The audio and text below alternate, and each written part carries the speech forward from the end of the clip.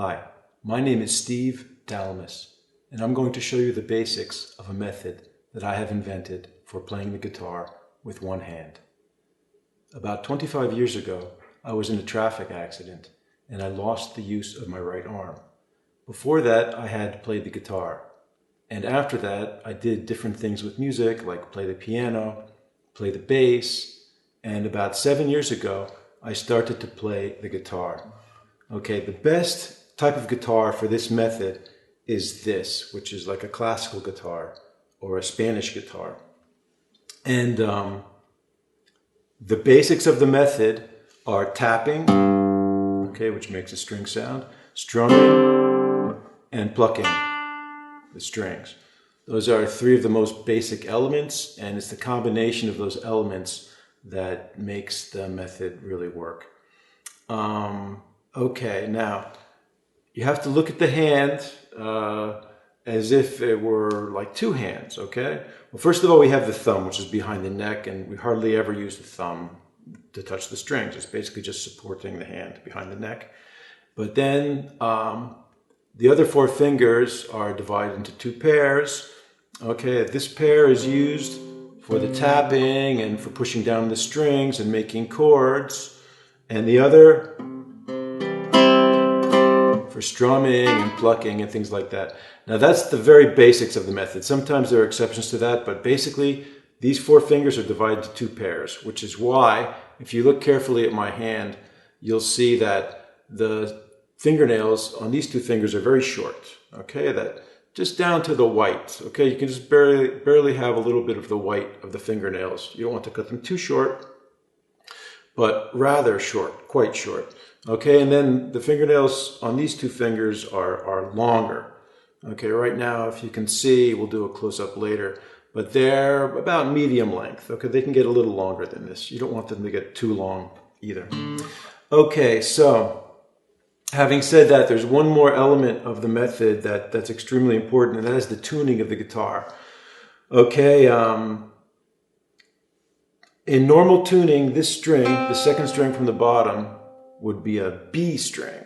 Okay, but I discovered that if I tune this string a little higher, which is basically one fret higher, these are the frets, okay?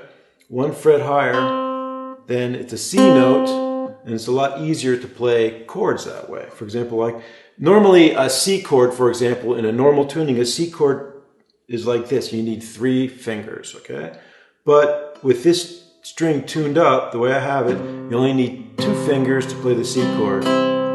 And it makes a beautiful C chord. So you can have the combination of the tapping and the strumming, which gives you a full chord. And that's what we're going to look at right now, the C chord, okay? So basically you take these 2 fingers and you put them down, okay? This middle finger is on the 3rd fret, the 5th string from the bottom, okay? That's a C note. And then the other finger is here, okay? So it's like this kind of formation of the fingers. And so basically we play the chord by hammering one or both of these fingers and strumming the rest of the strings. Okay, that's a C chord. And we're going to keep the C, that is the note of the chord, in what's called the root of the chord. Okay.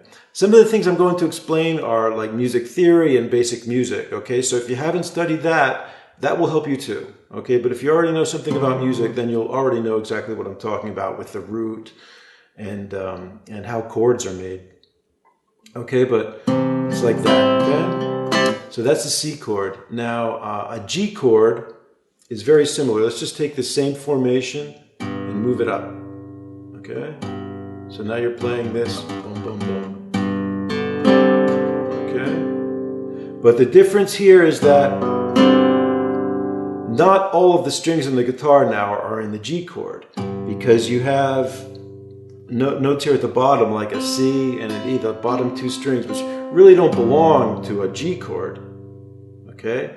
The first chord we learned, the C chord, all those notes belong. You can hear that sound, right? But a G chord Now, it doesn't sound bad, but they're not all technically part of the G chord. So you have to be a little selective about what strings you play. So you hammer and you try to play just these top 4 strings, okay? Because this note here, this open note, which is the 3rd string from the bottom, is a G note. That belongs perfectly. You hear that sound? And that's a full chord. Now, if by accident you hit one of the other strings at the bottom, it doesn't sound too bad either. It has a little effect, you know. We don't have to get into that at this point, but try to be disciplined and play those 4 strings, those top 4 strings to give you the top for the real G chord, okay? Let's do a little combination. C, G,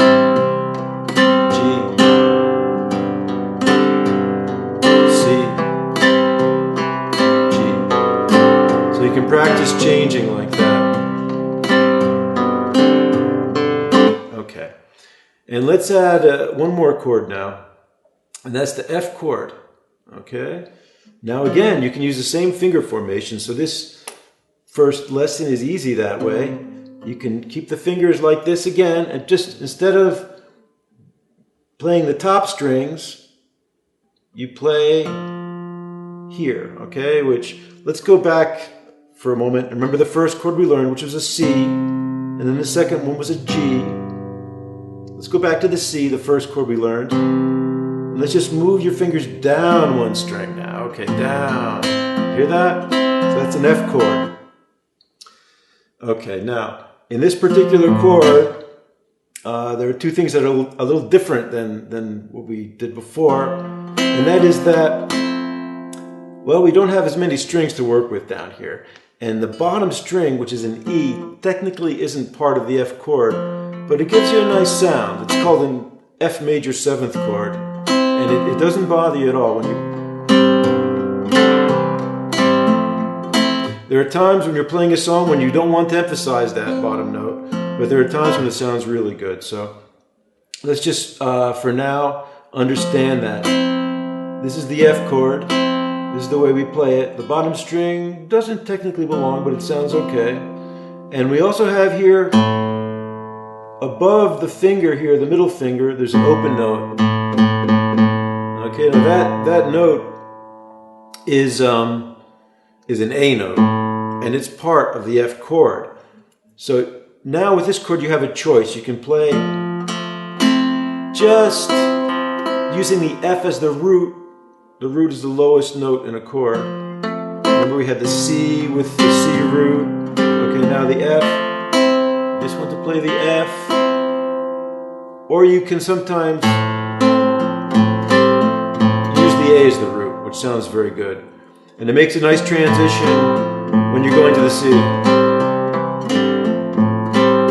Because when you have that open note sounding, and then you hammer down on that string, on a fret, it makes it louder, it makes it sound really good.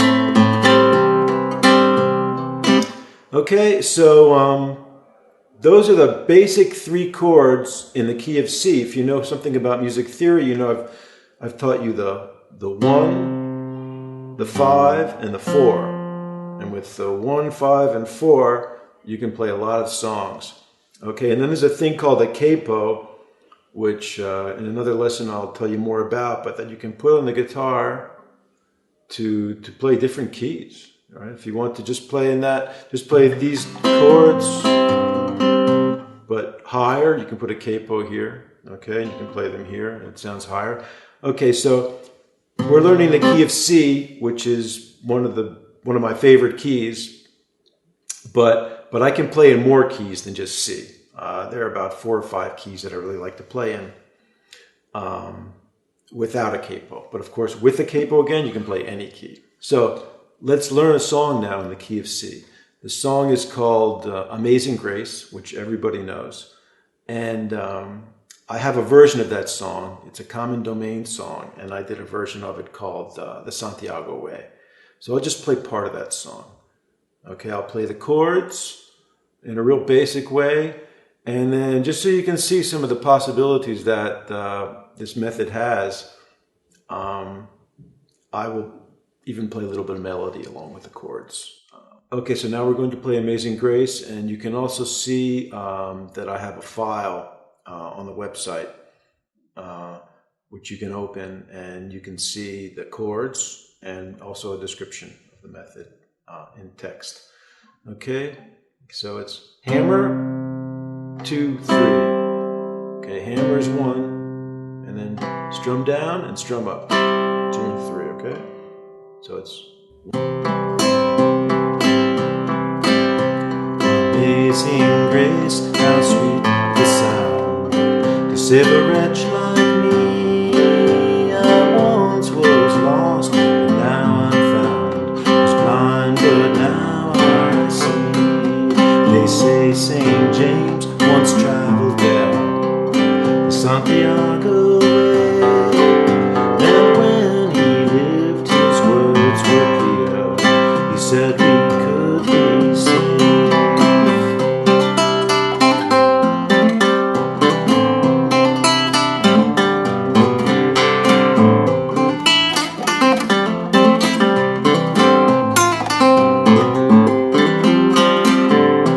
Okay, so now we're going to learn some different chords, which are minor chords. Okay, an A minor. This is an A minor. You put your 2 fingers like that, okay? Almost like you did with the F, except now the fingers are together on the 2nd fret. All the strings on the guitar are in the A minor, but we generally play with this note in the bass, okay, which is an A. Okay, and then there's another chord which is an E minor, which is just bring your fingers up, and then this is the bass. Now, not all the notes are in the E minor. Therefore, similar to what you did with the G, you should try to be disciplined and only play the top 4 strings. Okay, so those are 2 new chords that you have, also in the key of C. Okay, so now I'm going to play a song that I wrote called The Light in Your Eyes, which uses the minor chords. And in order to see those chords written, you can open the file which goes along with this video.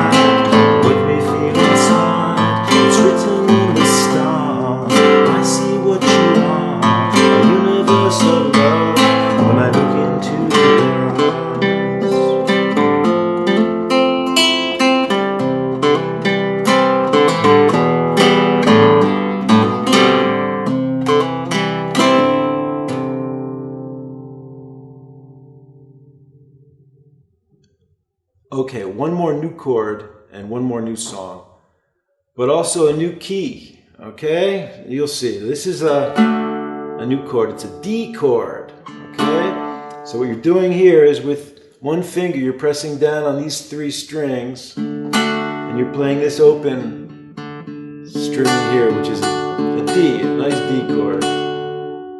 The A is also part of the D chord, okay? So you can have like an alternating bass sound. Okay, and we're going to play a song in the key of G. Now it's a different key. You've been playing in C up till now, but we have the key of G. You already know the G chord. Okay. C is also in the key of G, and D is in the key of G. So now it's 1, 4, 5 is G, C, D. Okay.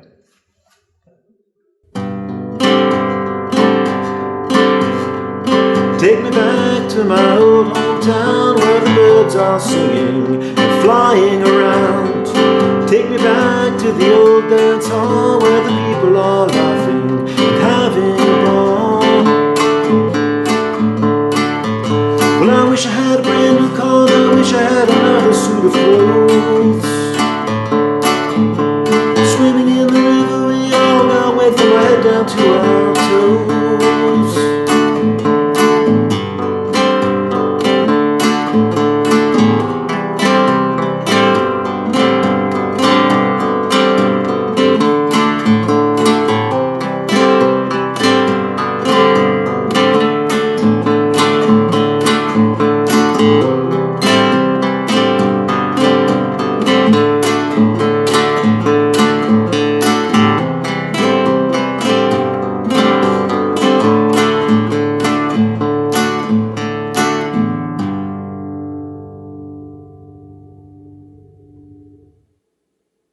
Okay, so this is just the beginning of what I have discovered.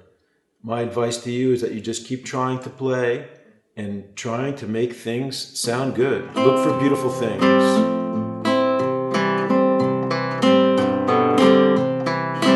That's what musicians do. They look for beautiful things on the instrument that they play. And another very important piece of advice is to be consistent, okay? To try to play every day, but to gradually build up strength in your hand, because it takes time to really get the strength and the ability to do all this well. So just take it easy, okay? Be consistent, but don't try to overdo it at the beginning, because you can also hurt yourself, okay? If you start to feel like things in your wrist, that's bad, okay? Or if you start to let the strings get under your fingernails, okay, here, and that's very bad too, because they're bad habits that can lead you in the wrong direction. It takes a while to get over those habits. So just try to do things correctly, and gradually will build up the strength. Okay, and then you will be able to play for a couple hours a day, no problem, later on. But at the beginning, maybe start by playing 10 or 15 minutes a day. Okay, and then you can build up to half an hour, and then when you start to feel better, more. Okay, but if you start to feel anything in your wrist, like carpal tunnel or something like that, that comes from playing too much when you're not ready, or maybe cramps or soreness in your hand, or you start letting the strings get under your fingernails, that's really bad.